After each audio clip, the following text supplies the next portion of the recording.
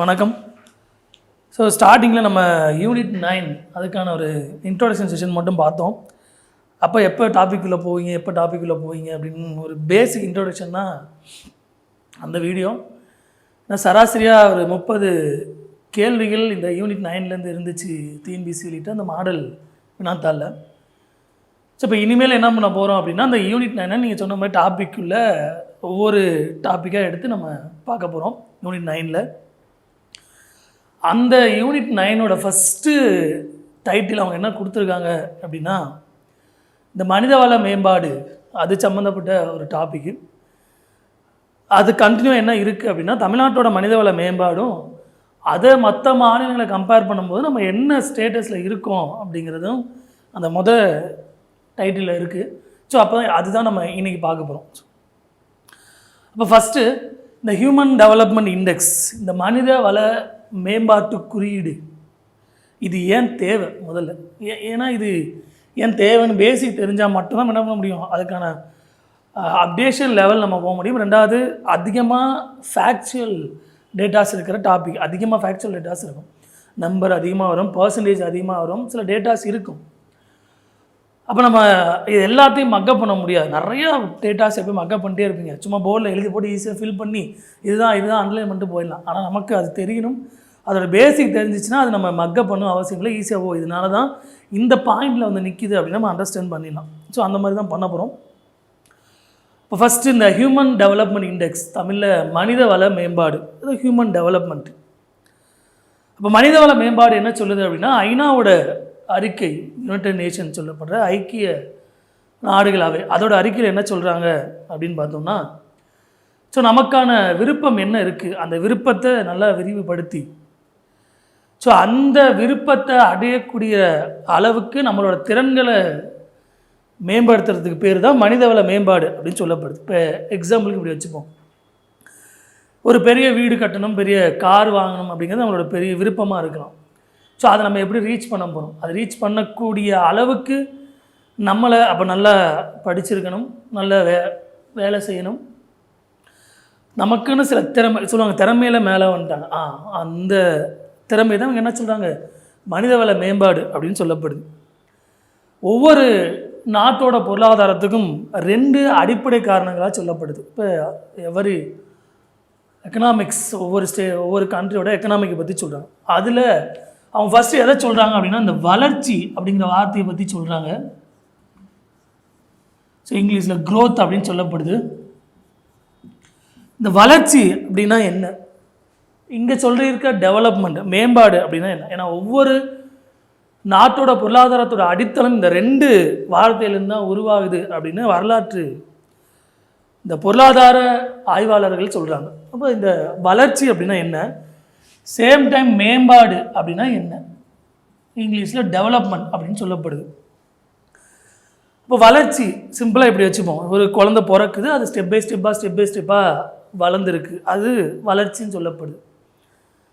ரெண்டாவது 20 வயசில் ஒரு இளைஞருக்கான திறமை, அவனோட எனர்ஜி, பாடியோட ஹெல்த் கண்டிஷன் 40 வயசு ஆனதுக்கப்புறம் அது அப்படியே இருந்துச்சு, இல்லை அது அதிகரிச்சிருக்கு அப்படின்னா அது மேம்பாடு. இல்லை 20 வயசில் இருக்கிறத விட கம்மியாகுது. அப்போ இந்த வளர்ச்சி மேம்பாடு இதுக்கான பெரிய வித்தியாசம் அப்படிங்கிறது, இது வெறும் குவான்டிடேட்டிவ், ஒரு அளவீடின் அடிப்படையில் மட்டுமே இது தீர்மானிக்கப்படும். இப்போ 100 லிட்டர் பால் இருக்குது, அந்த பால் 105 லிட்டராக மாறிடுச்சு அப்படின்னா அது பேர் வளர்ச்சி. ஆனால் 100 லிட்டரில் இருக்கிற அந்த பாலோட கண்டென்ட்டு 105 லிட்டரில் இருக்கா இல்லையா, கண்டென்ட்டும் என்ன பண்ணும் சேர்ந்து வளரணும், அதுக்கு பேர் மேம்பாடு அப்படின்னு சொல்லப்படுது. அப்போ இது ஒரு மானிட்டரி அப்படின்னு சொல்லப்படுது, அதாவது பணம் சம்மந்தப்பட்டது, ஒரு பொருளோட அளவு சம்மந்தப்பட்டது அப்படின்னு சொல்லப்படுது. ஆனால் இது அப்படி இல்லை, சமூகம் சம்மந்தப்பட்டது, அங்கே இருக்க மக்களோட வளர்ச்சி சம்மந்தப்பட்டது. இது 2க்குள்ள பெரிய வித்தியாசம். இது குவான்டிடேட்டிவ், ஒரு பொருளோட அளவை பொறுத்து தீர்மானிக்கும். இது குவாலிட்டேட்டிவ், அது என்ன குவாலிட்டியில் இருக்குது அப்படிங்கிறத தீர்மானிக்கும். அப்போ இது வெறும் மானிட்டரி பேஸ் பண்ணி அப்படின்னு சொல்லப்படுது. இது என்ன சொல்கிறாங்க அப்படின்னா அதோட குவாலிட்டி எப்படி இருக்குது அதை பற்றி சொல்கிறாங்க. இப்போ 2க்குள்ள பெரிய டிஃப்ரென்ஸ். இதை எப்படி ஃபைண்ட் அவுட் பண்ணுறாங்க அப்படின்னா நம்ம பார்த்துருப்போம், GDP, NDB, GNB, so NNP, per capital income, personal income, இல்லை என்ஐ நெட் நேஷ்னல் இன்கம், இதெல்லாம் ஐக்கிய நாடுகள் அவை அதால் ஏற்றுக்கொள்ளப்பட்ட ஒரு அளவீடு முறைகள். இது எல்லாமே அந்த ப்ராடக்டை பேஸ் பண்ணியே இருக்குது அப்படின்னு சொல்லப்படுது. அப்போ அந்த ப்ராடக்டோட அளவு, போன வருஷம் இவ்வளோ டன் காய்கறி வந்துச்சு, அப்போ இந்த வருஷம் அதோட என்ன இருக்குது, காய்கறி அதிகமான வளர்ச்சி இருக்குது அப்படின்னு சொல்லப்படுது. அந்த காய்கறியில் இருக்க சத்துக்கள் அப்படி இருக்கானா இல்லை. இப்போ வளர்ச்சிங்கிறது என்னது, இந்த மாதிரி சில குறியீடுகளை வச்சு வளர்ச்சியை கண்டுபிடிச்சிடலாம் அப்படின்னு இந்த ஐக்கிய நாடுகளாகவே இது அக்செப்ட் பண்ணிட்ட ஒரு முறை. ஆனால் 1950, 60 இந்த காலகட்டங்களில் பார்த்தோம் அப்படின்னா 1950, 60 இந்த பீரியடில் வளர்ச்சிங்கிறது வேறு, மேம்பாடுங்கிறது வேறு. வளர்ச்சி அதிகமாக இருக்க நாடுகளில் மக்களோட ஒரு மேம்பாடு கம்மியாக இருக்குது அப்படின்னு உலக பொருளாதார அறிஞர்கள்லாம் யோசிக்க ஆரம்பித்தாங்க. அப்போ வளர்ச்சிங்கிறது மேம்பாடு கிடையாது, வளர்ச்சி இருந்துச்சுன்னா அந்த நாட்டோட மக்கள் நல்லா சந்தோஷமாக இருக்காங்க அப்படின்னு சொல்ல முடியாது. இப்போ ரெண்டு என்னது, வேறு வேறு மெத்தடு. அப்போ நம்ம என்ன பண்ணணும், நம்மளோட இந்த குறியீடுகளையே மாற்றக்கூடிய சூழ்நிலைக்கு உலக பொருளாதார அறிஞர்கள் தள்ளப்படுறாங்க. இப்போ ஜிடிபி, ஜிஎன்பி, என்டிபி, என்என்பி இதெல்லாம் தேவையில்லை அப்படின்னு சொல்லப்படுது. அப்போ எல்லாத்துக்கும் பெரிய கன்ஃபியூஷன், என்ன தான் பண்ண போகிறோம், எப்படி மக்களோட வாழ்வாதாரம் இப்படி தான் இருக்குது, இதை பேஸ் பண்ணி தான் இந்த நாட்டை கம்பேர் பண்ணும்போது இந்த நாட்டோட மக்கள் நல்லா வாழ்வாதாரத்தோடு இருக்காங்க, ரொம்ப நாள் வாழ்கிறாங்க, குழந்தை பிறந்ததுலேருந்து எதிர்பார்க்கப்படும் வாழ்நாள் அதிகமாக இருக்குது, அவங்களோட சுகாதாரம் நல்லா இருக்குது, நல்லா படிக்கிறாங்க அப்படிங்கிறது ஒரு சில குறியீடுகளை வச்சு தீர்மானிக்கணும் அப்படின்னு ஐக்கிய நாடுகளாகவே என்ன பண்ணுது, அதை செக் பண்ணிகிட்டு இருக்கு. சரி, என்ன பண்ணலாம் அப்படின்னு. அப்போ தான் ஒரு நபர் வருகிறார். அப்போ தான் ஒருத்தர் வரார். என்ன, அவர் பேர் என்ன அப்படின்னா மோரிஸ் டி மோரிஸ் அப்படின்னு சொல்லுவோம். Morris D Morris, M D Morris அப்படின்னு சொல்லப்படக்கூடிய ஒரு நபர். இவர் என்ன பண்ணுறாரு அப்படின்னா 1970 1970 ஒரு குறியீடை வெளியிடுறார். அந்த குறியீடு என்ன அப்படின்னா physical quality of life index. Tamil என்ன சொல்கிறாங்க, வாழ்க்கை தர குறியீடு எண் அப்படின்னு சொல்லப்படுது. எப்போ வெளியிடுறாரு, 1970 வெளியிடுறாரு. நீங்கள் எல்லாம் ஏன் ஜிடிபி, என்டிபியை பார்த்துட்ருக்கீங்க, மற்ற நாடுகளை கம்பேர் பண்ணும்போது மக்களோட அந்த வாழ்க்கை தரம், மக்களோட வளர்ச்சி அல்லது மக்களோட மேம்பாடு எப்படி இருக்குது அப்படின்னா இந்த குறியீடை வச்சு நம்ம தீர்மானிக்க முடியும் அப்படின்னு யார் சொல்கிறா, Morris D Morris, M D Morris எப்போ சொல்கிறாரு, 1970 சொல்கிறார். அப்போ ஜிடிபினா நீங்கள் சொல்லிட்டீங்க, ஒரு ப்ராடக்டோட அளவு, அது உற்பத்தி ஆகிற அளவு, அதோட குவான்டிட்டி வச்சு சொல்கிறோம். அப்போ இதை பிக்யூஎல்ஐ அப்படின்னு சொல்லப்படுற physical quality of life index, இதை எதை வச்சு சொல்கிறோம் அப்படின்னா இவர் என்ன பண்ணுறாருன்னா 3 ஐடென்டிட்டியை கொடுக்குறார். இந்த 3 ஐடென்டிட்டி வச்சு என்ன பண்ணலாம், உலகத்தில் இருக்க மக்கள் எந்த நாடுகளில் மேம்பட்டுருக்காங்க அப்படின்னு கண்டுபிடிக்கலாம் அப்படின்னு சொல்கிறார். ஃபஸ்ட்டு என்ன சொல்கிறாரு, ஹெல்த்து, அதாவது சுகாதாரம் அப்படிங்கிறதுல உள்ளே வரலாம். சுகாதாரம் என்னது, ஒரு நபர் பிறந்தார்னா அவர் எவ்வளோ நாள் உயிரோடு இருப்பார், எதிர்பார்க்கப்படும் ஆயுட்காலம் அப்படின்னு சொல்லப்படுது. ரெண்டாவது ஐஎம்ஆர் ரேட் அப்படின்னு சொல்கிறாங்க, அது இன்ஃபேன்ட் மொராலிட்டி ரேஷியோ, குழந்தை இறப்பு விகிதம். பிறக்கும்போது இப்போ இந்த வருஷம் 100 குழந்தை பிறந்திருக்குன்னா 2 வருஷம் கழித்து செக் பண்ணுறேன், இப்போ எத்தனை குழந்தைக்கு 2 வயசு ஆயிருக்கு, அப்போ அந்த ஐஎம்ஆர் ரேட், பிறந்த குழந்தையில இவ்வளோ குழந்தை இறந்துருச்சு, அப்போ அங்கே சுகாதாரம் இல்லை, அங்களோட மக்களோட வாழ்க்கை தரம் மேம்படலை அப்படின்னு யார் சொல்கிறா, இந்த ஹெல்த் இதை வச்சு சொல்கிறாங்க. 2வது ஸ்டேட்மெண்ட் வச்சு சொல்லப்படுது. 3வது ஸ்டேட்மெண்ட் என்ன அப்படின்னு சொல்கிறாங்க அப்படின்னா அவங்களோட படிப்பறிவு விகிதம், அவங்களோட லிட்ரஸி ரேட், படிப்பறிவு விகிதம் என்ன அப்படின்னு இந்த 3வது ஸ்டேட்மெண்ட்டில் தான் அவங்க சொல்கிறாங்க. அப்போ இந்த 3 டேட்டா வச்சு என்ன பண்ணலாம், ஒரு நாட்டில் இருக்க மக்களோட மேம்பாடு எப்படி இருக்குன்னு நீங்கள் கண்டுபிடிக்கலாம் அப்படின்னு யார் சொல்கிறா, மோரிஸ் டி மோரிஸ் அப்படின்ற மாதிரி 1970 ஒரு அறிக்கை மூலமாக வெளியிடார். இந்த அறிக்கையை யுஎன் அப்படிங்கிற ஐக்கிய நாடுகள் அவை ஏற்றுக்குச்சானா இந்த அறிக்கையை பற்றி அவங்க எதுவுமே பேசலை. ஏன்னா இது புதுசாக இருக்குது, ஏன்னா புதுசாக ஒரு அறிக்கைக்கு நம்ம மாறும்போது அதில் எல்லாம் வெரிஃபை பண்ணணும், உலகத்தில் இருக்க முக்கியமான நாடுகள் அதை ஏற்றுக்கணும் அப்படின்னு இந்த யுஎன் நினைக்குது. அப்போ இவங்களோட அறிக்கை அப்படியே நிற்கிது. இவர் என்ன பண்ணுறாரு அப்படின்னா இந்த அறிக்கையை பேஸ் பண்ணி பாயிண்ட்டை 1லேருந்து 100 வரைக்கும் நீங்கள் பிரிச்சுக்கிங்க. பாயிண்ட் என்ன பண்ண போகிறோம், 1லேருந்து 100 வரைக்கும் பிரிச்சுக்கிங்க. இப்போ எக்ஸாம்பிளுக்கு ஸ்வீடன் அப்படிங்கிற நாடு 1973 அதிகபட்சமாக 77 ஆண்டுகள் உலகத்தில் அதிகபட்சமாக மக்கள் வாழ்ந்த நாடு அப்படின்னு சொல்லப்போகிற சராசரியாக ஸ்வீடன் நாட்டில் பிறக்க நபர் 77 ஆண்டுகள் உயிரோடு இருப்பார். அப்போ இந்த நாடு என்ன அது 1973 இந்த 100ங்கிற கேட்டகரியை ரீச் பண்ணிருச்சு. அப்போ நான் எல்லா நாடும் சர்வே எடுத்து பார்க்கும்போது இந்த நாடு என்ன அது அதிகபட்சமாக அவங்க இருக்காங்க. எப்போ 1973 எந்த நாடு? ஸ்வீடன் அப்படிங்கிற கண்ட்ரி. அப்போ இந்த 3 ஃபேக்ட் வச்சு நீங்கள் என்ன பண்ணலாம்? மக்களோட வாழ்க்கை தரத்தை தீர்மானிக்கலாம். யூஎன் இதை ஏற்றுக்குச்சா? ஒரு இதிலே யூஎன் என்ன பண்ணுறாங்க, ஏற்றுக்கலாமா வேணாமா அப்படிங்கிற ஒரு டிஸ்கஷன்லேயே இருக்காங்க. அப்போ அடுத்து என்ன பண்ணாங்க அப்படின்னா, இதை கன்சிடர் பண்ணிகிட்டு இருக்கும்போது ஒரு நாடு என்ன பண்ணுச்சு அப்படின்னா, நாங்கள் எங்கள் மக்களோட மகிழ்ச்சி தான் ரொம்ப முக்கியம். நீங்கள் சொல்கிற மாதிரி எவ்வளோ பொருள் அதெல்லாம் எங்களுக்கு தேவையில்லை. நாங்கள் குவான்டிட்டியை பெருசாக பார்க்க போகிறதில்ல, குவாலிட்டியை நாங்கள் அதிகமாக பார்க்க போகிறோம். அப்போ எங்களை என்ன தெரியும், மக்களோட மகிழ்ச்சி. அப்போ அதுக்கு என்ன சொல்கிறாங்க, ஹாப்பினஸ் இண்டெக்ஸ் அப்படின்னு புதுசாக அவங்க கிரியேட் பண்ணாங்க. யார்? பூட்டான் அப்படிங்கிற நாடு. எப்போ பண்ணுறாங்க அப்படின்னா 1971 வெளியிடுறாங்க. நாங்கள் இந்த ஜிடிபி என்டிபி இதெல்லாம் பெருசாக நாங்கள் கன்சிடர் பண்ண மாட்டோம். நாங்கள் என்ன பண்ண போகிறோம், மக்கள் மகிழ்ச்சியாக வாழ்கிறாங்களா இல்லையான்னு நாங்கள் வெரிஃபை பண்ணி மக்களோட மகிழ்ச்சியை பூர்த்தி பண்ணுறதுக்கு என்னென்னலாம் தேவை அப்படிங்கிறது நாங்கள் வெளியிட போகிறோம்னு யார் சொல்கிறா? பூட்டான் அப்படி நாடு சொல்லுது. எப்போ 1971 சொல்கிறான். 70 அவர் சொல்கிறார். யார்? மோரிஸ். அதை ஏற்றுக்கிட்டோமா அப்படின்னா அது சராசரி ஏற்றுக்கப்படலை. அப்போ அடுத்து என்ன பண்ணுது, 71 இந்த நாடு சொல்லுது, நாங்கள் என்ன பண்ண போகிறோம், இந்த ஜிடிபி என்டிபிலாம் எங்களுக்கு தேவையே கிடையாது.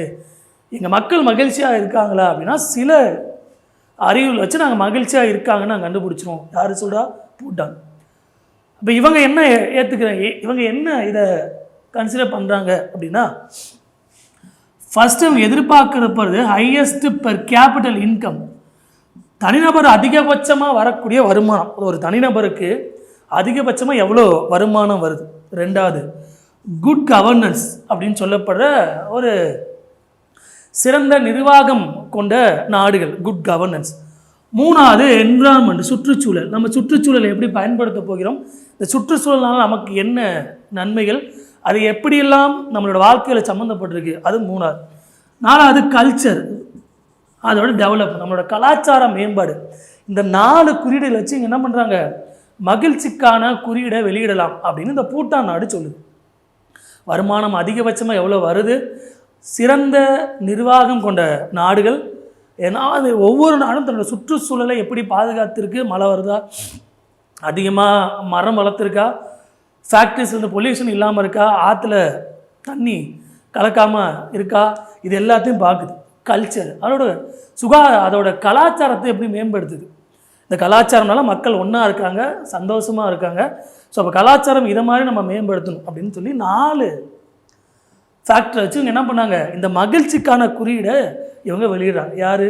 பூட்டான் அப்படிங்கிற நாடு. இந்த நாடு 1972 என்ன பண்ணாங்க, தன்னோட குறியீடை வெளியிட ஆரம்பித்தாங்க. இதுதான் ரேங்க், இதுதான் இப்படி இருக்குது அப்படின்னு இந்த வரிசை அடிப்படையில் வெளியிடு. யார்? பூட்டான் அப்படிங்கிற நாடு. இப்போ 1972 வெளியிடுறாங்க.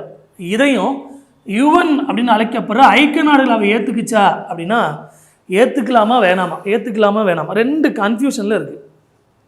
அப்போ இந்த மெத்தடை ஐக்கிய நாடுகள் அவை எப்படி ஏற்றுக்குச்சு அப்படின்னா, இந்த ஒவ்வொரு நாடுகளும் சிறந்த நிர்வாக திறமை கொண்ட நாடுகளாக இருக்கா அப்படின்னு சொல்லி 1995 வேர்ல்டு பேங்க் ஒரு ஆராய்ச்சி பண்ணுது. அப்போ சொல்கிறாங்க, ஆமாம் ஆல்ரெடி பூட்டான் நாடு இதை சொல்லியிருக்கு, நம்மளும் இதை ஏறக்குறைய பின்பற்றலாம் அப்படின்னு முடிவெடுத்தாங்க. யார்? வேர்ல்டு பேங்க் சொல்லுது. ஒவ்வொரு நாடுகளும் இப்போ பாருங்கள் எந்த நாடு சிறந்த நிர்வாகத்தில் இருக்குது அப்படின்னு பாருங்கன்னு சொல்லி 1995 வேர்ல்டு பேங்க் சொல்லுது. ரெண்டாவது இவங்க ஒரு ரிசர்ச் பண்ணுறாங்க. யார்? அந்த யுஎன் ஒரு ரிசர்ச் பண்ணுது. என்ன ரிசர்ச் அப்படின்னா 1984 1998 வரைக்கும் ஏறக்குறைய இந்த 15 ஆண்டுகள், இந்த 15 ஆண்டுகள் பூட்டானை எடுத்து பார்க்குறாங்க. இவங்க மகிழ்ச்சிக்கான குறியீடுன்னு சொன்னாங்க, அதை வெளியிட்டாங்க, எங்கள் நாடுகளில் மக்கள் மகிழ்ச்சியாக இருக்காங்க, நாங்கள் இந்த அட்டவணை வச்சு அதை நாங்கள் ஃபில் பண்ணுறோன்னு சொன்னாங்க. அப்படி அந்த நாடு என்ன இருக்குது அப்படின்னு அவங்க செக் பண்ணும்போது அவங்களுக்கு தெரியுது, இந்த நாடு மகிழ்ச்சியாக இருக்குது. ஏன்னா இந்த ஒரு 15 ஆண்டுகளில் அவங்களோட சராசரி ஆயுட்காலம் 19 இயர்ஸ் இன்க்ரீஸ் ஆகிடுச்சு. பெரிய ஷாக் ஆகிடுச்சு. என்னடா அது, ஒரு 15 ஆண்டுகளில் இந்த நாடுகளோட மக்களோட சராசரி ஆயுட்காலம் 19 ஆண்டுகள் வளர்ந்துருச்சா. அப்போ கட்டாயம் இந்த குறியீடு சில தாக்கத்தை ஏற்படுத்தும் அப்படின்னு யுஎன் நினைக்குது. ரெண்டாவது, இவங்களுக்கான படிப்பறிவு விகிதம் ஏறக்குறைய 49% வரைக்கும் வருது. 47.5% வரைக்கும் வருது. ஆல்ரெடி 20லேருந்து 29% இருந்த படிப்பறிவு கிட்டத்தட்ட ஒரு 17.5% அதிகரிச்சிருக்கு. அப்போ தான் யுவன் முடிவு பண்ணுது, ஆமாம் இவங்க சொல்கிறதும் சரிதான். இப்போ மக்கள் மகிழ்ச்சியாக இருந்தாங்க அப்படின்னா அவங்களுக்கான ஆயுட்காலம் அதிகரிச்சிருக்கு, அவங்க செய்யக்கூடிய வேலையை நல்லா திறமையாக செய்கிறாங்க, விருப்பப்பட்டு செய்கிறாங்க. அப்போ இந்த குறியீடு ரொம்ப முக்கியம். எந்த குறியீடு? ஹாப்பினஸ் இண்டெக்ஸ் அப்படின்னு சொல்லப்படுற மகிழ்ச்சிக்கான குறியீடு ரொம்ப முக்கியம். ஆனால் இந்த பூட்டான் நாடு இது வெளியிட்டுச்சுன்னா அக்செப்ட் பண்ணுமானா பண்ணாது. அப்போ இந்த ஹாப்பினஸ் இண்டெக்ஸ், இந்த மகிழ்ச்சிக்கான குறியீடு எப்போ வெளியிடுறாங்க அப்படின்னா 2012 யுஎன் இதை கையில் எடுக்குது. 2012 தான். கிட்டத்தட்ட 40 ஆண்டுகளுக்கு மேலே ஆனதுக்கு அப்புறம் தான் இந்த ஐக்கிய நாடுகள் அவை இந்த வேர்ல்டு ஹாப்பினஸ் இண்டெக்ஸ் அப்படிங்கிறத ஃபஸ்ட் டைமாக எடுத்து வெரிஃபை பண்ணி 2013 அது என்ன பண்ணுறாங்க, ரிலீஸ் பண்ணுறாங்க. இந்த வேர்ல்டு ஹாப்பினஸ் இண்டெக்ஸ், உலக மகிழ்ச்சிக்கான குறியீடு. இதில் 2019 இந்தியா ஏறக்குறைய 144வது இடத்துல இருக்குது அப்படின்னு தன்னோட ஆய்வறிக்கையில் சொல்லுது. அப்போ இந்த வேர்ல்டு ஹாப்பினஸ் இண்டெக்ஸ் கேள்வி கேட்கலாம். இந்த குறியீடை யார் ரிலீஸ் பண்ணுறாங்க அப்படின்னா யுஎன்னோட சஸ்டைனபிள் டெவலப்மெண்ட் சொல்யூஷன் அப்படிங்கிற நிலையான மேம்பாட்டு குழு, அந்த அமைப்பு தான் என்ன பண்ணுது, இந்த வேர்ல்டு ஹாப்பினஸ் இண்டெக்ஸ் அப்படிங்கிற அமைப்பு அந்த ஒரு குறியீடை வெளியிடுது. எப்போ? 2012 இதை நம்ம ஏற்றுக்கிட்டு 2013 இந்த குறியீடை வெளியிடும். யார் வெளியிடுறா? யுஎன்னோட சஸ்டைனபிள் டெவலப்மெண்ட் சொல்யூஷன் அப்படிங்கிற அமைப்பு தான் என்ன பண்ணுது, இதை வெளியிடுது. அப்போ பூட்டான் அப்படிங்கிற நாடு நம்ம ஆல்ரெடி பார்த்தோம். 1971 இதை பற்றி பேசினாங்க. அவங்க சில ஃபேக்டரை கையில் வச்சுருந்தாங்க. நம்ம எவ்வளோ வருமானம் வருது, சிறந்த நிர்வாகம் எப்படி இருக்குது, ஒரு நாடு தன்னோட சுற்றுச்சூழலை எப்படி பாதுகாக்குது, தன்னோட கலாச்சாரத்தை எப்படி மேம்படுத்துது அப்படின்னு யார் சொல்கிறாங்க? இந்த பூட்டான் சொல்லிச்சு. ஆனால் மகிழ்ச்சிக்கான குறியீடு இதை மட்டும் சார்ந்தது கிடையாது, இதோட சில ஃபேக்டர்ஸை நம்ம எக்ஸ்ட்ரா உள்ளே சேர்க்கணும் அப்படின்னு 2012 யார் முடிவு பண்ணுறா? யுஎன் அப்படிங்கிற அமைப்பு முடிவு பண்ணுது. ஆல்ரெடி நீங்கள் 4 சொன்னீங்க, 4 ஃபேக்டர் வச்சு வேர்ல்டு ஹாப்பினஸ் இண்டெக்ஸ் நம்ம கையில் எடுத்தோம். ஆனால் இது பத்தாது, இதோட என்ன சேர்க்கணும்? அவங்களோட எக்ஸ்பெக்டட் லிவிங் இயர்ஸ் அப்படின்னு சொல்லப்படுற எதிர்பார்க்கப்படும் வாழ்நாள் அளவு, அவங்க எவ்வளோ நாள் அவங்க பிறந்த உயிரோடு இருக்காங்க. ரெண்டாவது, இந்த கரப்ஷன், இந்த ஊழல், இது சம்மந்தப்பட்ட ஒரு குறியீடு. ரெண்டாவது, தன்னோட வாழ்க்கையை தானே தேர்ந்தெடுக்கும் உரிமை அப்படிங்கிற 3 கிரிட்டீரியா என்ன பண்ணுறோம், உள்ளே கொண்டு வந்து சேர்க்கணும். அப்புறம் இந்த பாலின விகிதம், ஜெனரசிட்டின்னு சொல்லுவோம், இந்த பாலின விகிதம், இந்த மாதிரி சில குறியீடுகளை உள்ளே சேர்த்து தான் இந்த 2012 யார் வெளியிடுறா? ஐக்கிய நாடுகள் அவையோட சஸ்டைனபிள் டெவலப்மெண்ட் சொல்யூஷன் அப்படிங்கிற அமைப்பு மூலிமா இந்த உலக மகிழ்ச்சிக்கான குறியீடு அப்படிங்கிற குறியீடு வெளியிடப்படுது. ஆல்ரெடி நம்ம என்ன பார்த்தோம், மோரிஸ் அப்படிங்கிற நபர் 1970 ஒரு குறியீடை வெளியிட்டார் பார்த்தோம். 1971 பூட்டான் அப்படிங்கிற நாடு ஒரு குறியீடை வெளியிடுச்சு, அதையும் நம்ம பார்த்தோம். ஆனால் இந்த 2 குறியீடும் SDA சார்ந்ததா அப்படின்னா கிடையாது. மனிதவள மேம்பாட்டு குறியீடு, இப்போ வெளியிடப்படக்கூடிய மனிதவள மேம்பாட்டு குறியீடை சார்ந்து இந்த 2 குறியீடும் அமைஞ்சதானா இல்லை. அப்போ இந்த ஐக்கிய நாடுகள் அவை என்ன பண்ணுது, இதில் ஏதோ சின்ன சின்ன மிஸ்மேட்ச் ஆகுது. பெருசாக நம்மளை என்ன பண்ணுவோம், ஒரு குழுவை அமைச்சு அந்த குழு மூலிமா இந்த மனிதவள மேம்பாட்டு குறியீடை நம்ம வெளியிட ட்ரை பண்ணுவோம். ஏன்னா இதுலேருந்து நம்ம சில ஃபேக்டர்ஸ் நம்ம எடுத்துக்கலாம் அப்படின்னு இந்த யுஎன் அப்படிங்கிற அமைப்பு முடிவு பண்ணுது. எதுக்கு? இந்த SDA அப்படிங்கிற இந்த குறியீடை வெளியிடு. அப்போ யுஎன் என்ன பண்ணுச்சு அப்படின்னா இங்கி கவுல் அப்படிங்கிற ஒரு நபர், இங்கி கவுல் அவரோட நேம். அந்த இங்கி கவுல் அப்படிங்கிற நபர் தான் என்ன பண்ணார் அப்படின்னா 1989 1994 வரைக்கும் யுஎன்னோட டெவலப்மெண்ட் ப்ரோக்ராம் அதோட சீஃபாக செயல்படுறார். யுஎன்னோட மேம்பாட்டு இந்த திட்ட வடிவமைக்கும் முறை அதோட தலைவரை யார் இருக்கா? இங்கி கவுல் அப்படிங்கிறவரை நியமிக்கிறாங்க. 1989 1994 வரைக்கும் இதில் 5 ஆண்டுகள் இருக்கார்.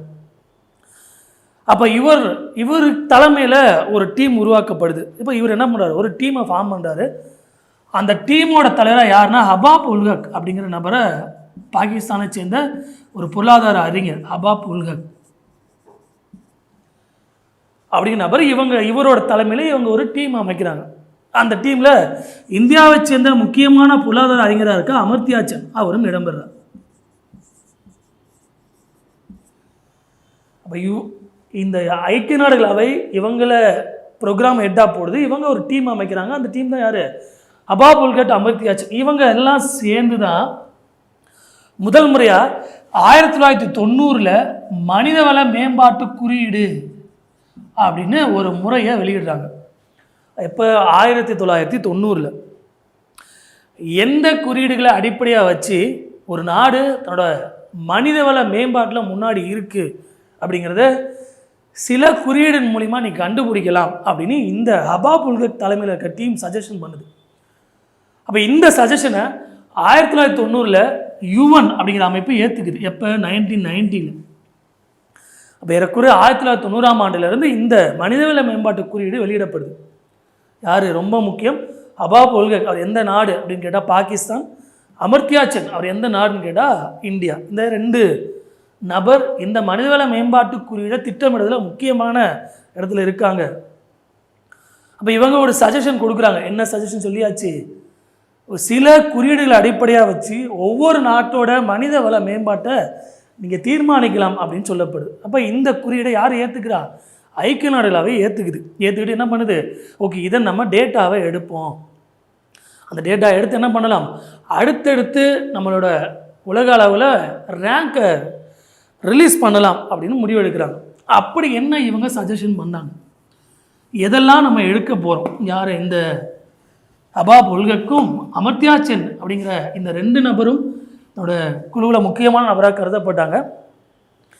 இவங்க சில குறியீடுகளை பரிந்துரைக்கிறாங்க. அது என்ன அப்படின்னு பார்த்தோம் அப்படின்னா, இது எப்போ நடக்குதுன்னா 1990 நடக்குது. ஒரு 3 குறியீடை வச்சு நீங்கள் என்ன பண்ணலாம்? ஒரு நாட்டோட மனிதவள மேம்பாட்டை தீர்மானிக்கலாம் அப்படின்னு சொல்கிறாங்க. ஸோ அது என்ன 3 குறியீடு? முதல் குறியீடு என்ன சொல்கிறாங்க அப்படின்னா சுகாதாரம் அப்படின்னு சொல்லப்படுது. முதல் குறியீடு என்ன சொல்கிறாங்க?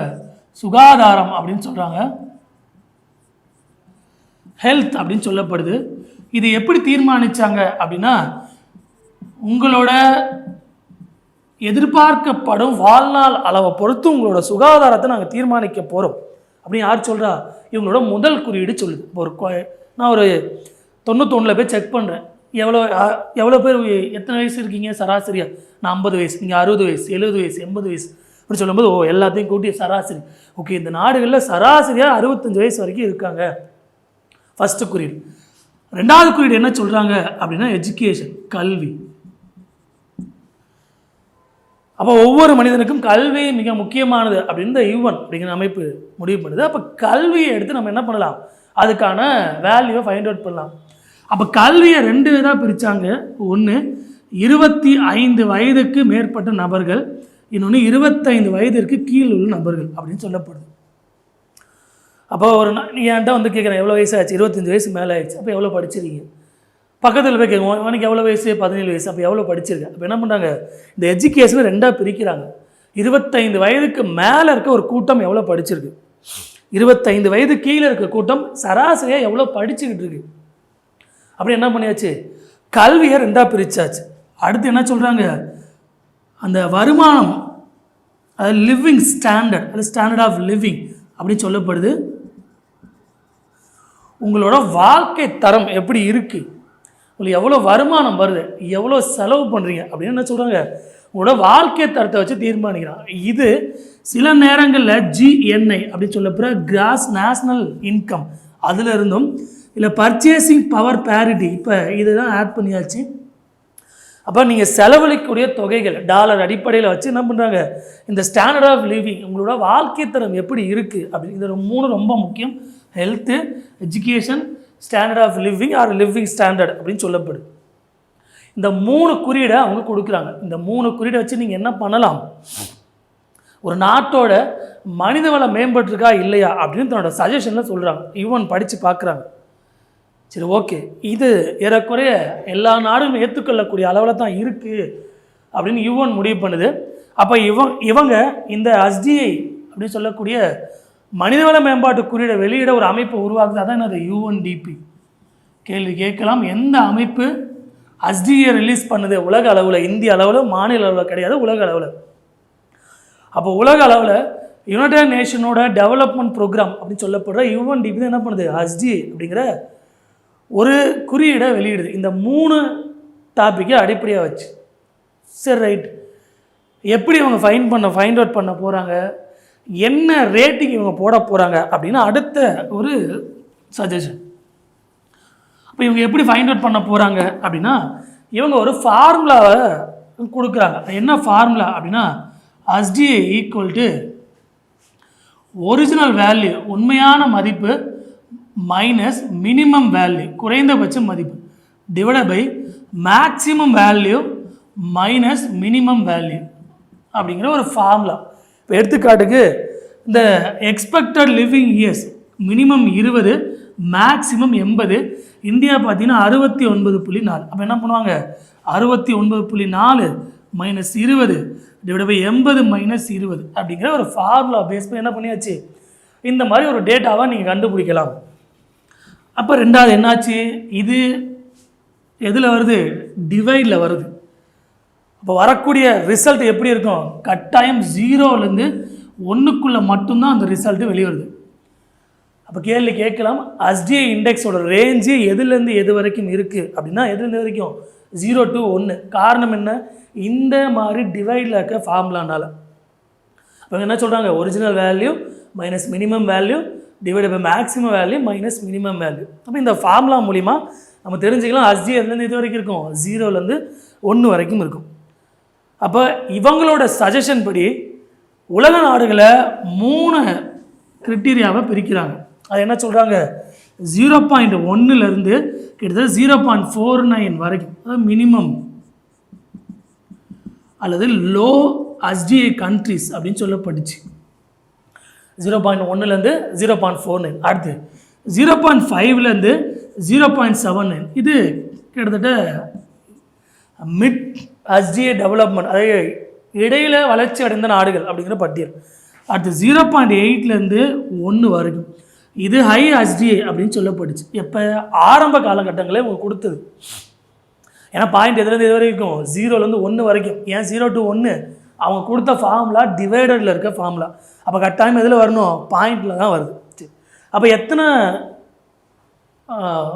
கேட்டகரியாக பிரிக்கிறாங்க, 3 கேட்டகரியாக பிரித்தாங்க ஆரம்ப காலகட்டங்கள். இப்போ கிடையாது, இப்போ 5 மாறிடுச்சு. 3 கேட்டகரியாக பிரித்தாங்க ஸ்டார்டிங் டைமில். இப்போ இந்த 3 வகையான நாடுகளில் வந்து 5 வகையான நாடுகளை மாற்றுறாங்க. இந்த அப்போ பாயிண்ட் எதுலேருந்து இது வரைக்கும் இருக்குது, 0லேருந்து 1 வரைக்கும். ஏன் 0 to 1 ஃபார்முலா டிவைடரில் வருது. அப்போ நாடுகள் எத்தனையாக பிரித்தாங்க, ஆரம்பத்தில் கிட்டத்தட்ட 3 வகையான நாடுகளோட பட்டியலை வெளியிடுறாங்க. ஆனால் இந்த 2017-18 இந்த ஆண்டு காலகட்டங்களில் இதோட பேசிக் ஸ்ட்ரக்சரே அப்படியே மாறுது. இப்போ நாடுகள் என்ன பண்ணுறாங்க, ஏறக்குறைய 5 வகையான நாடுகள் பட்டியல் அப்படின்னு சொல்லப்படுது.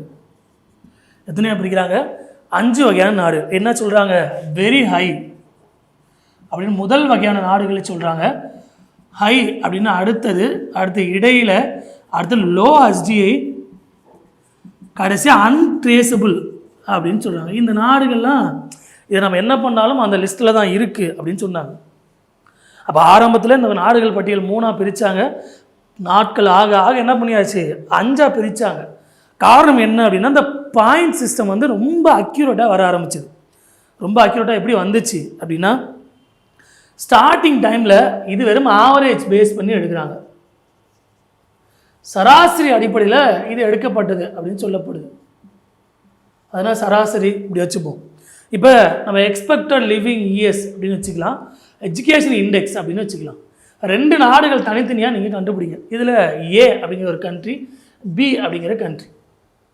இது 3, இது 7, இது 5, இது 5 அப்படின்னு வச்சுக்கலாம். அப்போ இது 2 கூட்டமே என்ன வருது, 10 டிவைட் பை 2. அப்போ கேன்சல் பண்ணால் 5. இங்கே 10 டிவைட் பை 2 கேன்சல் பண்ணால் 5. அப்போ என்ன ஆகுது அப்படின்னா, இது ஆரம்ப காலத்தில் எடுத்தது. அப்போ என்ன ஆயிடுச்சு, இங்கே 3-7 அப்படின்னு வருதுன்னா இங்கே எஜுகேஷன் அதிகமாக இருக்குது இந்த நாடுகளை கம்பேர் பண்ணும்போது. ஆனால் ஃபைனல் ரிசல்ட் என்ன ஆகுது, 2 நாடுகளும் 5=5. ஸோ அப்போ இந்த ஆவரேஜ், இந்த சராசரி, இந்த மெத்தட் நம்ம பார்க்கும்போது 2 நாடுகளும் என்ன இருக்குது, ஈக்குவலாக இருக்குது அப்படின்னு தெரியுது. அப்போ ஒவ்வொரு நாடுகளும் இண்டிவிஜுவலாக செக் பண்ண முடியல. அப்போ இந்த UNDP என்ன பண்ணுறாங்க அப்படின்னா, இந்த கால்குலேஷன் அந்த மெத்தடை வந்து அப்படியே டோட்டலாக சேஞ்ச் பண்ணுறாங்க. என்ன பண்ணுறாங்கன்னா, நான் சராசரி எடுக்க விரும்பலை, அதுக்குலாம் என்ன பண்ணுறோம், ஜாமெட்ரிக்கல் மெத்தடு அது மீன் வேல்யூவை பேஸ் பண்ணி நான் கொண்டு போகிறோம். எப்படி சொல்கிறாங்க, புதுசாக ஒரு ஃபார்முலா வெளியிடுறாங்க. அந்த ஃபார்முலா என்ன அப்படின்னா, cube root of living index, education index, income index அப்படின்னு சொல்கிறாங்க. அப்போ என்ன ஆயிடுச்சு, 5×5 அப்படின்னா, ஸோ நான் வெளியே வரும்போது என்ன ஆகுது, எனக்கு 25ல் 5 வெளியே வருது. ஆனால் 7×3 என்ன வருது, 21 தான் வருது. அப்போ என்ன ஆயிடுச்சு, வேல்யூ குறைய ஆரம்பிச்சிருச்சு. அப்போ 2 நாளும் என்ன பண்ணல, சமமான நாடுகள் இல்லை அப்படின்னு இந்த முறைகளில் மாற்றம் வருது, சேஞ்ச் பண்ணிட்டாங்க. ஏன்னா அக்யூரேட் வேல்யூ அவங்க செக் பண்ண ஆரம்பித்தாங்க. அப்படி அக்யூரேட் வேல்யூ எடுக்கும்போது என்ன ஆகுதுன்னா, மைனூட்டாக பாயிண்ட் சிஸ்டம் வர ஆரம்பிச்சுது. ஸோ அப்போ உலக நாடுகளோட பட்டியலை 5 வகையாக பிரித்தாங்க. இதில் 5 வகையில் சில நாடுகளில் நீங்கள் என்ன தான் பண்ணாலும் அந்த நாடுகள் வளர்ச்சி அடையாது, ஏன்னா அந்த நாடுகளில் நம்மளால் உண்மையான நிறுவனங்களை கண்டுபிடிக்க முடியல அப்படின்னு UN முடிவு பண்ணாங்க. அப்போ அந்த நாடுகள் என்ன பண்ணாங்க, அன்ட்ரேசபிள் கண்ட்ரிஸ் அப்படிங்கிற லிஸ்ட்டு கீழே வச்சுட்டாங்க. அப்போ இந்த அன்ட்ரேசபிள் கண்ட்ரிஸில் என்ன இருக்குது, 0.35 அதுக்கு கீழே இருக்க நாடுகள் அப்படின்னு சொல்லப்படுது. அதாவது என்னோட பட்டியலில் 0.35 கீழே ஒரு நாடுகள் அந்த ஃபார்முலா போடும்போது வந்துச்சு அப்படின்னா அந்த நாடுகள் வந்து முழுமையான விவரங்களை கொடுக்கல அப்படின்னு UNDP முடிவு பண்ணிச்சு. அப்போ 0.35 கீழே இருக்க நாடுகள் என்ன சொன்னாங்க, அன்ட்ரேசபிள் கண்ட்ரிஸ்ன்னு சொன்னாங்க. அடுத்து லோ என்ன சொன்னாங்கன்னா, 0.350 இருந்து 0.549. அப்போ இது வரைக்கும் 2 டிஜிட்டு பாயிண்ட்டுக்கு அப்புறம் எடுத்துக்கிட்டாச்சு UNDP 3 டிஜிட்டை நோக்கி போக ஆரம்பித்தாங்க. அடுத்து 0.550 இருந்து 0.699 வரைக்கும் எடுக்க ஆரம்பித்தாங்க. அடுத்து 0.700 இருந்து 0.799 வரைக்கும். அடுத்து 0.8 இருந்து 1 வரைக்கும். அப்போ என்ன பண்ணுறாங்க, தன்னோட முறையை மாற்றுறாங்க. காரணம் அக்யூரேட் வேல்யூ சில நேரங்களில் தேவைப்பட்டுச்சு. அப்போ உலக நாடுகளில் இந்த ஐக்கிய நாடுகள் அவைன்னு சொல்லப்போகிற யுனைடெட் நேஷன் 5 வகையாக பிரித்தாங்க. காரணம் இந்த புள்ளிகள் மிக அக்யூரேட்டாக வர ஆரம்பிச்சுது. அப்போ இது ஏறக்குறை 2 ஆண்டுகளுக்கு முன்பாக தான் இதை UN அப்படிங்கிற அமைப்பு ஃபைண்ட் அவுட் பண்ணுது. அப்போ ஃபஸ்ட்டு எப்போ வெளியிட்டாங்க, 1990 வெளியிட்டாங்க. அதிலேருந்து குறியீடுகள் வர ஆரம்பிச்சுது. இப்போ 2020 அல்லது 2019-20 இந்த ஆண்டு காலங்களில் இந்தியாவோட HDB அப்படின்னு நான் செக் பண்ணி பார்க்கும்போது எவ்வளோ இருக்காங்க அப்படின்னா, இந்தியாவோட எதிர்பார்க்கப்படும் வாழ்நாள் கிட்டத்தட்ட 69.4 வருஷம். அப்போ இந்தியாவில் பிறக்கிற ஒரு குழந்தை எவ்வளோ நாட்கள் எதிர்பார்க்கலாம் சராசரியாக அப்படின்னா 69.4 ஆண்டுகள் சராசரியாக எதிர்பார்க்கலாம். ரெண்டாவது, 25 வயதுக்கு மேலே படித்த நபரோட எண்ணிக்கை அப்படிங்கிறது 6.5 அப்படிங்கிறது சராசரி. 25 வயதுக்கு மேலே படித்த ஆட்கள், 25 வயது கீழே அப்படின்னு பார்த்தீங்கன்னா கிட்டத்தட்ட 12.3 ரேட்டிங்கில் வச்சுருக்கு.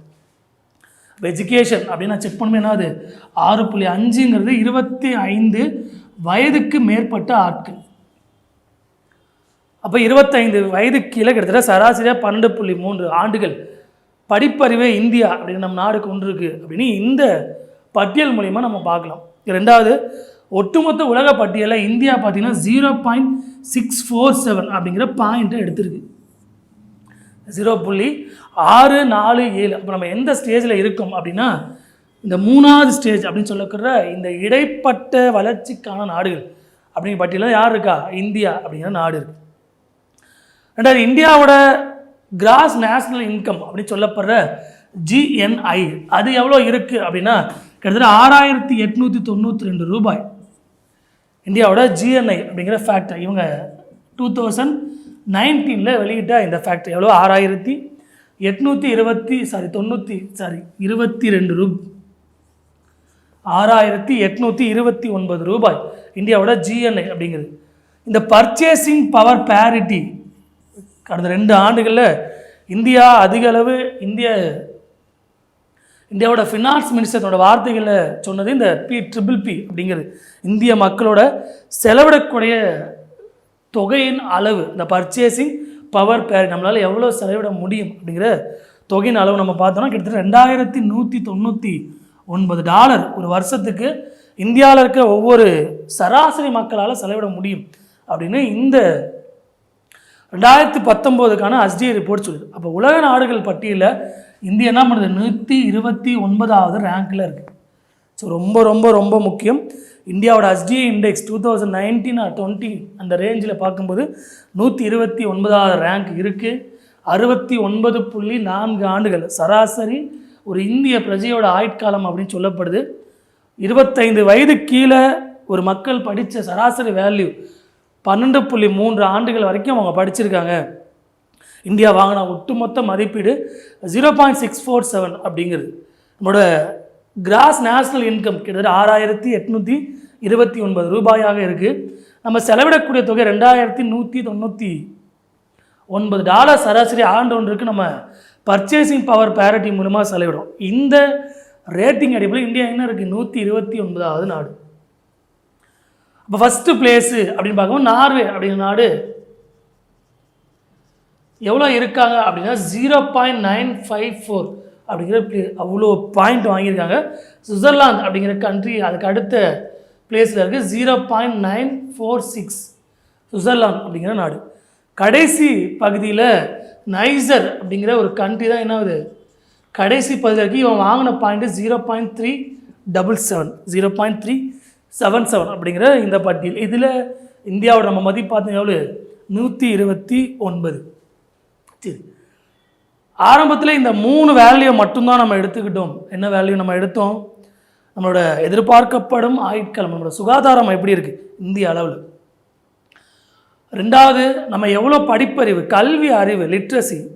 மூணாவது நமக்கான வருமானம். இதை சார்ந்து தான் என்ன பண்ணுது இந்த குறியீடு வெளியிடப்படுது. அப்போ நம்ம ஆல்ரெடி பார்த்தோம் PQLI, அதில் வருமானங்கள் பெருசாக பேசலை. உடல்நலம் சார்ந்து அமைஞ்சதான் என்னது PQLI, physical quality of life index, Morris வெளியிட்ட குறியீடுலேருந்து சொல்லப்பட்டுச்சு. ஆனால் SDA என்ன, வருமானம் மற்றும் உடல்நலம் சார்ந்து ஒரு குறியீட்டை வெளியிட்டுச்சு. ஆனால் இந்தியாவை பொறுத்த வரைக்கும் இந்த குறியீடு மட்டும் போதுமா அப்படின்னு ஒரு கேள்விக்குறி. போதுமா அப்படின்னா இது பத்தாது. ஏன்னா இந்திய அளவில் என்ன பண்ணணும், சில மாற்றங்களை கொண்டு வரணும் அப்படின்னு முடிவெடுக்கிறாங்க. அப்போ அதில் சில சஜஷன் அப்படின்னு நமக்கு கிடைக்குது. அந்த சஜஷன் யார் சொல்கிறா, பிஸ்வஜித் குப்தா அப்படிங்கிற ஒரு நபர் சொல்கிறாரு. பிஸ்வஜித் குப்தா அப்படிங்கிற ஒரு நபர் சொல்கிறாரு. எந்த ஆண்டுகள் சொல்கிறாரு அப்படின்னா 2002ஆம் ஆண்டு தன்னோட அறிக்கையில் வெளியிடுறாரு. நீங்கள் UN சொன்ன டேட்டாவை மட்டும் வச்சு பண்ணீங்க அப்படின்னா இந்திய அளவில் நமக்கு அக்யூரேட்டான டேட்டா கிடைக்காது. ஏன்னா இந்தியா வளர்ச்சி அடைஞ்சிட்ருக்க ஒரு எமர்ஜிங் கண்ட்ரிஸ் இந்திய பொருளாதாரத்தை பொறுத்த வரைக்கும். அப்போ அந்த குறியீடை மட்டுமே வச்சு நம்மளால் தீர்மானித்தோம் அப்படின்னா இந்தியா மேலே இருக்குது அப்படின்னு நம்ம சந்தோஷப்படுவோம். காரணம், முதல் முறையாக 1991 வெளியிட்ட போது இந்தியா 0.472 அப்படிங்கிற குறியீடில் இருந்துச்சு. இப்போ 1992 வெளியிடும் போது, அப்போ இந்த 1991ஆம் ஆண்டு எடுக்கப்பட்ட புள்ளியோட அடிப்படையில். அதே 2019ஆம் ஆண்டு என்ன பண்ணுவோம், 0.647. அப்போ என்ன ஆயிடுச்சு, இந்தியா ஏறக்குறைய வளர்ச்சி அடைந்த நாடுகள் அப்படிங்கிற பட்டியலில் மேலே வந்துருச்சு அப்படின்னு நம்ம சந்தோஷப்பட ஆரம்பிச்சிருக்கோம். ஆனால் அக்யூரேட்டாக உள்ளே போய் செக் பண்ணும்போது என்ன ஆகுது, சில டேட்டா நம்ம மிஸ் பண்ணுறோம். அது யார் சொல்கிறா, 2002ஆம் ஆண்டு பிஸ்வஜித் குப்தா அப்படிங்கிறவர் சொல்கிறார். அவர் என்ன சொல்கிறாரு, யுவனோட SDA ஒரு பக்கம் இருக்கட்டும், நம்ம அதில் சில மாற்றங்களே கொண்டு வரலாம். என்ன கொண்டு வரலாம், நம்ம 4 வகையான SDA வெளியிடலாம். SDA 1, SDA 2, SDA 3, SDA 4 அப்படிங்கிற 4 வகையான SDA நம்ம என்ன பண்ணலாம், வெளியிடலாம். அதில் இந்த SDA 1 அப்படிங்கிறது UN சொல்லியிருக்க SDA அப்படியே இருக்கட்டும். ஐக்கிய நாடுகள் அவை என்ன SDA சொல்லுதோ அதை அப்படியே நம்ம எடுத்துக்கலாம். SDA 1 நம்ம சாம்பிளுக்காக. ஆனால் SDA 2 என்ன சொல்கிறாங்க, SDA 1 இதை விட நம்மளோட வாழ்க்கை தரம் எப்படி இருக்குது அப்படிங்கிறது நமக்கு தெரியணும்.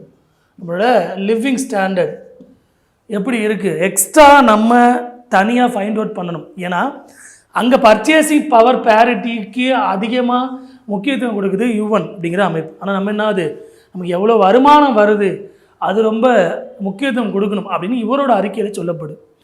மூணாவது SDA 3, இதில் என்ன வரணும், SDA 2 வரணும், ப்ளஸ்ஸு நம்மளோட வறுமை ஒழிப்பு, அதாவது எராடிகேஷன் ஆஃப் பாவர்ட்டி, இந்த டேட்டாவை நம்ம எடுத்துக்கணும், எவ்வளோ வறுமையை ஒழிச்சிருக்கோம்.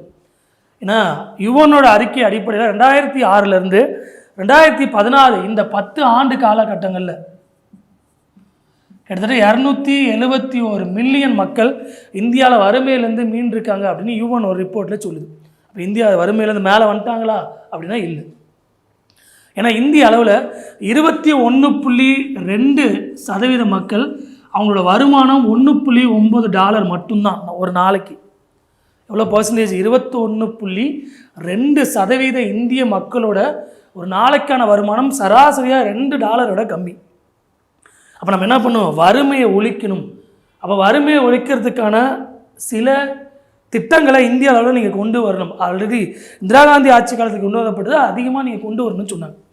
அடுத்து SDA 4 என்ன இருக்கணும், SDA 3 விட இந்தியாவில் அதிகமாக நகரமயமாதல் ரொம்ப ரொம்ப முக்கியம். இங்கிலீஷில் அர்பனைசேஷன் அப்படின்னு சொல்லப்படுது. நகரமயமாதல்லாம் என்ன, ஒரு நகர்ப்பகுதியில் கிடைக்கக்கூடிய அனைத்து வசதியும் என்ன பண்ணணும், கிராமப்புறங்களுக்கு போய் சென்று அடையணும்.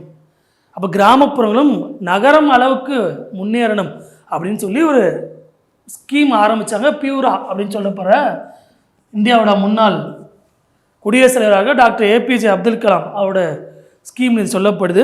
அந்த மாதிரி ஒரு நகரமயமாதல்னு நமக்கு ரொம்ப முக்கியம். ஏன்னா இந்திய அளவில் தமிழ்நாடு தான் பார்த்தீங்கன்னா கிட்டத்தட்ட 49.5% நகரமயமாதலை கொண்டிருக்கு அப்படின்னு சொன்னாங்க. இப்போ நம்ம என்ன பண்ணணும், நீங்கள் SDA சொன்னதை வச்சுங்க பரவாயில்ல.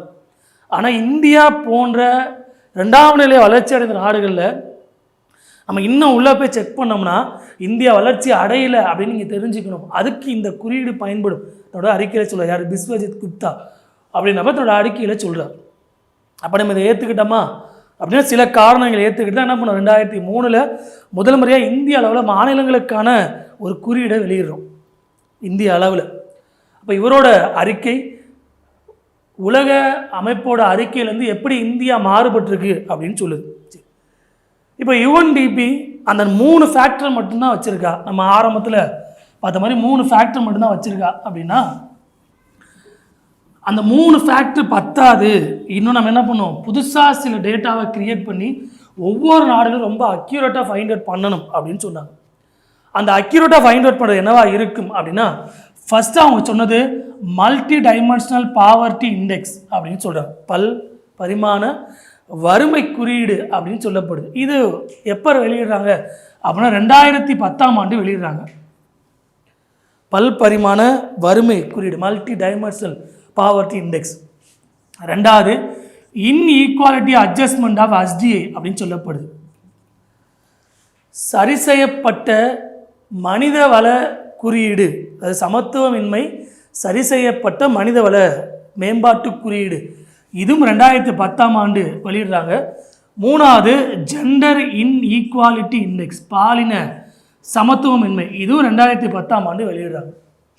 அப்போ SDA தாண்டி 2010 3 குறியீடுகளை வெளியிடுது. ஒன்று MPI அப்படின்னு சொல்லப்படுற மல்டி டைமென்ஷனல் பாவர்ட்டி இண்டெக்ஸ், ரெண்டாவது inequality adjustment of SDA, gender inequality index. இது மட்டும் இருக்கா அப்படின்னா கிடையாது. 2014 நம்ம என்ன பண்ணோம், GDI அப்படின்னு சொல்லப்படுற ஜெண்டர் டெவலப்மெண்ட் இண்டெக்ஸ், பாலின மேம்பாட்டு குறியீடு அப்படின்னு ஒன்று வெளியிடும். ஆண் பெண் இருவருக்கும் உள்ள பாலின வித்தியாசம் எவ்வளவு, அதை எந்த அளவில் மேம்படுத்தணும் அப்படின்னு 4 வகையான புது குறியீடாக இந்த SDA கீழே அவங்க வெளியிடுறாங்க. இப்போ இது நம்மளோட பேசிக் SDA கிளாஸஸ் ஆரம்பத்தில். அப்போ அடுத்த வகுப்புகள் நம்ம என்ன பண்ண போகிறோம் அப்படின்னா, இந்தியாவுக்குள்ளே நம்ம நுழைய போகிறோம். ஒவ்வொரு மாநிலங்கள் பட்டியல் எடுக்க போகிறோம். உலக அளவில் UNDP தான் இந்த ரேட்டிங்கை வெளியிடுறாங்க.